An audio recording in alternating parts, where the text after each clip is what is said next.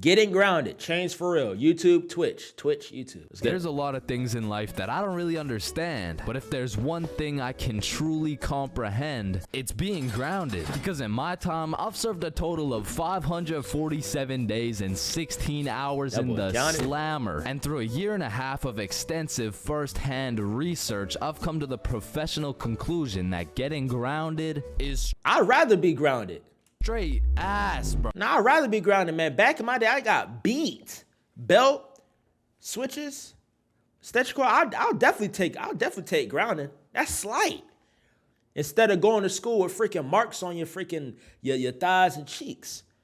I'll definitely take grounding. That's nothing. Bro, you're locked in your room with no phone, no computer. Like, what do you want me to do? Think about my actions? Hell nah. Not only that, I'm old. So back in my day, we didn't really have phones and internet like that. So we was good. If anything, getting grounded was like not being able to go outside type beat.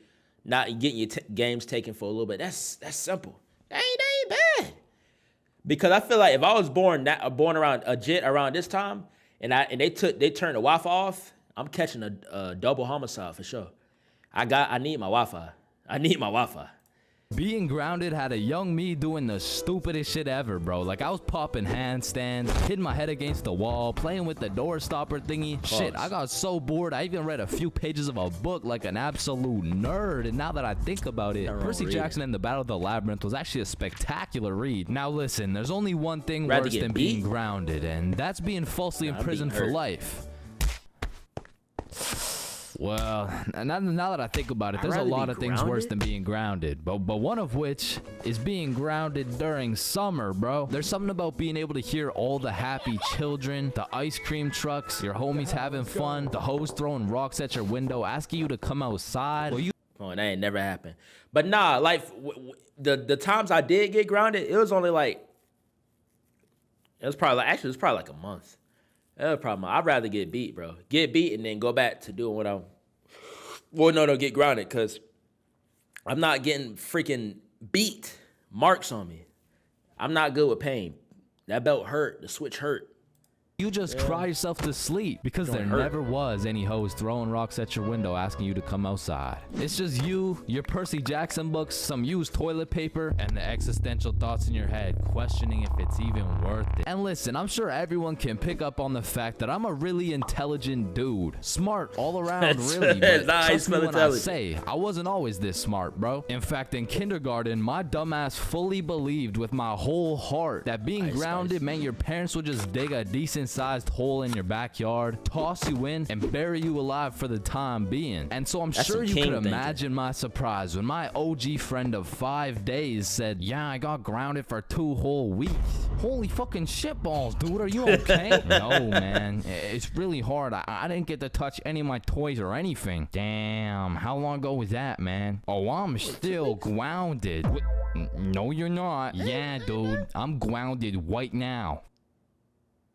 Yeah, what are you talking about? Come on, no, the fuck you're not. And I wouldn't truly find out what being grounded was until 7 years later. I was in grade 7. It was a beautiful sunny summer day at approximately 11 a.m. and me and the boys were freely roaming our city. Little did I know we wouldn't be free for long. And as the boys and I roamed the city looking for a move, one of Bob's girls calls him up and is like, okay, so my friend Becky is in Hawaii for a few days with her family and she said I could bring you over. And just like that, Bob could have wrapped it up and claimed some cheeks. But the boy Bob was never one to leave the homies behind. So not only did he convince his girl...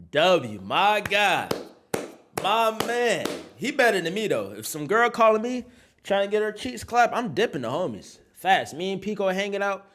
We getting some motherfucking ice cream. One of the hoes hit my phone. Yo, Pico, man. Something came up. I got to go. Hey, man.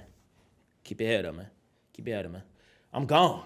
I'm out of there. Gee, if me and Dale in New York finna go to the bodega, get a bacon cheese the Aki way, me, Dale, and motherfucking Tom, and I get hit on my phone, talking about something, clap me, stroke me. Yeah, I'm going crazy. Quay, I'm pushing you into traffic and running to the hoe's house. Man, fuck you, Quay, bro, before the hoes, bitch. Man, I'm trying to get some buns, man. Did you miss me? Hell no.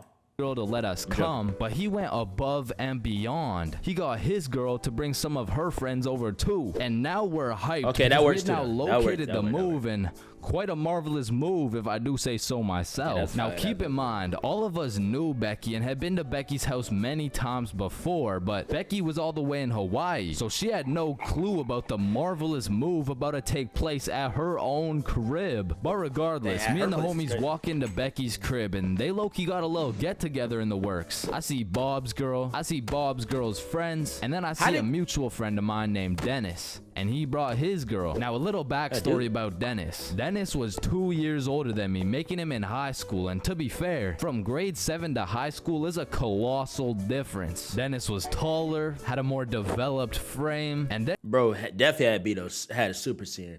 You in high school and you're around some middle school girls, yo, that's mad questionable. That's mad questionable, bro. You're definitely a super senior, bro. Where my hug at type guy, bro. On some predator type. The frick? If you are higher, you need to be dealing with some high school women, bro. That's a little odd. I ain't gonna lie, that's odd. That's odd. I hope it. And it's even worse if he like a junior or something, bro. Dennis even had some facial hair in progress. The amount of facial hair that put my peach fuzz to shame. Bro, it's and to pre-ordered. put it quite simply, Dennis was a menace. But regardless, that's my homie's homie, so I walk up and dap him up. And then everyone heads over to Becky's room. Now keep in mind, Becky had simply invited Bob and Bob's girl to come over, and somehow we ended up being 8 people deep in that joint. And so that means technically the other 6 of us were straight trespassing. So we were all chilling in Becky's room, chopping it up for a good hour and a half until eventually people start exploring her house. Now in Becky's room, it was just me, Bob's girl, and Bob's girl's friend named Lily. And so we're all just... So wait, they just invited themselves into Becky's house while they gone? What the fuck? But nah, that is questionable though. I think at the lowest, if you're a freshman, the lowest I feel like you could go is an 8th grader. If you're a 9th grader, that's the lowest it go. Oh, that's a low. I don't know. That you pushing it at that point. Just talking until I hear someone yell from the room down the hall. Yo, Chains, get in here right now. And I don't know exactly what I was expecting to see as I walked into that bathroom, but it was absolutely not seeing Dennis drop a condom filled with water on Billy's head. And of course I laughed because that's comedy gold right there. But it also made me realize maybe we shouldn't be here dropping condoms on each other's heads. Yeah, who was I to tell Dennis what to do? He had facial hair, so he was practically a grown... Like, I ain't gonna lie, you letting the homie drop a condom filled with water on your head, that has to be some type of gay. That's some level of like maggotry on some type level, bro. That's weird. That's where we got, especially in front of the hoes too. Oh man, yeah, that's a fight. Yeah, in front of the hoes too is even crazier. No, we gotta do something about that. Yeah, that's crazy. Man to my standards. So I just turned around, went back to the room, and continued chilling with Bob. And as we talked, the music progressively got louder, and Dennis progressively became more of a menace. And it had got to the point where the speakers were booming, and Dennis was lobbing condom water balloons off Becky's balcony. And then one time, Dennis either almost hit or just missed Becky's neighbor with one of these condom water balloons. So this grown man looks down at a condom that seems to have fell from the heavens. Then he looks up and sees Dennis scrambling inside the Becky's crib with the speakers blasting music. And then he continued on his way. And we were all just having a fantastic time in Becky's room until we hear the downstairs door swing open. And we all absolutely shit our pants and run onto the balcony. Hey! I just texted the family who lives here and they said no one is supposed to be in the house. Everyone needs to leave right now or I'm calling the cops. And that's exactly what we did. No messing around, we were out that hoe. And we all went to Bob's girl's house for an emergency meeting because we were all scared as fuck. And now Bob's girl and Becky are texting and Becky's like, my parents are pissed. They want to talk to everyone's parents and they know how many people were there. So we all... Wait, so Becky just left the door. I don't know. That's kind of crazy. So the parents weren't there. Becky were there. So just the homie just came over. I wouldn't want that. If I'm off somewhere on a trip, I wouldn't want nobody in my house, bro. Unless I like watch over the place. Other than that, no. Just having people over, even if it's like friends, like a group, nah. Cause I know something gonna get taken, bro. I can trust my friends, but I can't trust the people my friends gonna bring over. That's a little odd. Especially I'm out the country. I mean, not out the country. I'm out the state. It's kind of weird. It's kind of weird. As a foolproof plan. Okay, we give Becky our phone numbers, tell it's our parents' phone numbers, and we act super disappointed in our children. We all agreed on this plan, and the emergency meeting was dismissed. The house and could have got over the robbed. next few days, we all got texts from a very unhappy Becky's father, who made sure to specify the amount of condoms that were found in the bathtub. We all respond with some bullshit along the lines of, "Hello, Mr. Beckerson. Wait, why he got condoms though? If he got a girl, why he using condoms? I'm under the assumption that he married. He should be going in raw because that's his wife. There's no need to be using a condom unless you cheating.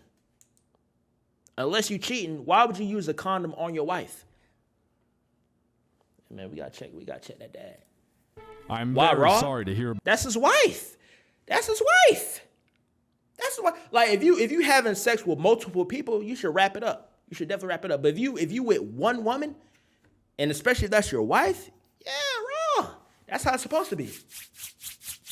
But if you out here slinging meat to multiple different women, you gotta wrap it up, or else you're gonna catch something, or you're gonna end up getting that one night stand pregnant type beat.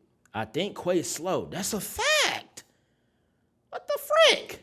About the inconsiderate don't want acts of kids. Chains and how he's need invaded to be your having some home. more kids, Rest man. assured, Chains will feel the wrath of this thick leather belt as it repeatedly beats against his cheeks to discipline him for his heinous actions. Thank you for bringing this to my attention. But come to find out, Lily's dumbass responded with some shit like, "Dear Mr. Beckerson, thank you for letting me know, but Lily did nothing wrong as she didn't know she wasn't allowed there. Plus, she Told didn't him even they make at a the mess house. or anything, on God. Put some respect on my God. daughter's name. Period." And just like that, our foolproof plan got fucked. And Becky's Stupid. father texted each of us saying, You are coming to the house at 3:15 p.m. today, or I'm calling the cops. Kids are and annoying. shit, looking back, Becky's fact. father was most definitely Most of them. bluffing. Like, say I didn't go, what was he gonna tell the cops? 911, what's your emergency? Hey, there was 8 kids who invaded my home 3 days ago. Okay, sir, did they break in? No, Like literally it's supposed to be like, yeah, don't worry, we didn't do nothing. Well, that just confirmed that you was at the freaking house when you're not supposed to. Dummy, they deserve to get beat. Brutally. no. My daughter gave them the key. Sir, why the fuck are you calling 911? There was condoms in the Fat- bathtub. But like I Fat said, Pico, that's I not wasn't my very daddy. smart, and I didn't. Like how you gonna talk about yo, everybody come here at 3:30? You're not my motherfucking daddy. I don't gotta listen to you. I gotta listen to my mama and daddy, not you. Nigga, I don't even know you. Go, what? All right. Have the brain capacity to think that far ahead. So everyone shows up to the house and Becky's father sits us down and makes each of us individually call our parents and explain what we had done. I ain't And I calling went nothing. first. Hey mom, so I went to Becky's house the other day, but she was in Hawaii and I wasn't really invited. And There was condoms in the bathtub. needless to say, we all got our Hitting the shit face is whooped, crazy. and I received my very first grounding with the sentence of 1 month in the slammer. Dang. Holy. Yeah, I don't understand. They could have said no, bro. That's not their guardian. That's not their parents. They could have, and even if like for me, if I would have went, I would have act like I was on call with him. I would have fibbed. I would have called like a older, I don't know. If you wanted me to call my mom, I would have called like, I don't know, an older female friend or something.